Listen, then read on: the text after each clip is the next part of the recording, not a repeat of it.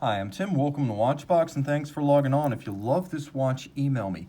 tmosso at thewatchbox.com, your purchase and pricing email question line for buying this or any watch you see here on our channel or any Watchbox platform. Reach out to me directly. It's in the description below, tmosso at thewatchbox.com. Today, we're discussing an all-time great that doesn't receive nearly enough recognition.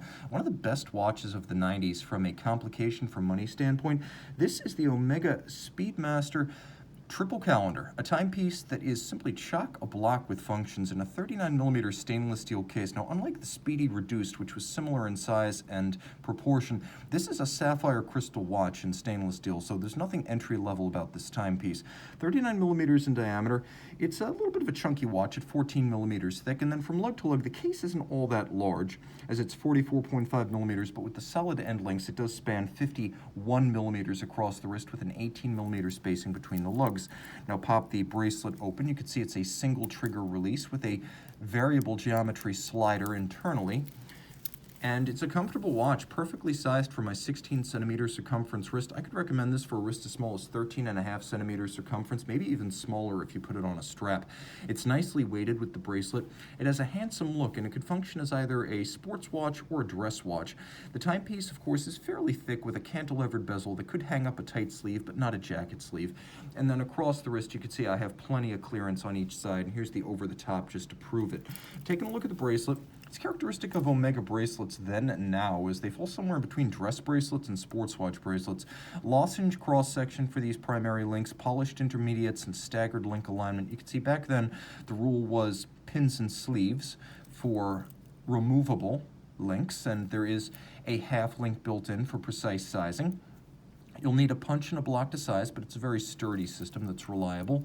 You can see that the timepiece features pusher adjuster for some of its functions, but happily most of the underlying functions can be adjusted using the quickset. You can see that the date as well as the month can be adjusted by quickset, and the pusher adjuster adjusts the day.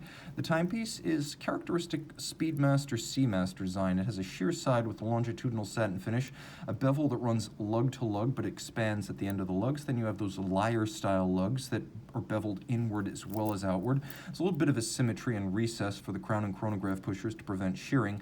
Then you have a polished underside to a tachymeter bezel that's base 500. It could be miles, it could be kilometers, it's your choice. You use the chronograph seconds hand in conjunction with a fixed distance and this tachymeter to gauge the speed of, for example, a race car.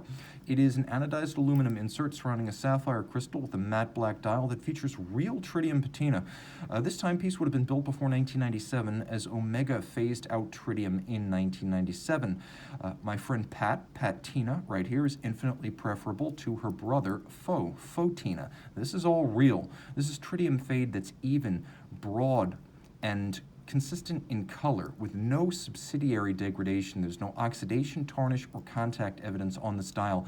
It's merely a perfect tritium fade. As you can see, the hands are newer than the dial, but the correct original tritium dial is intact, and that's where the value of the watch is.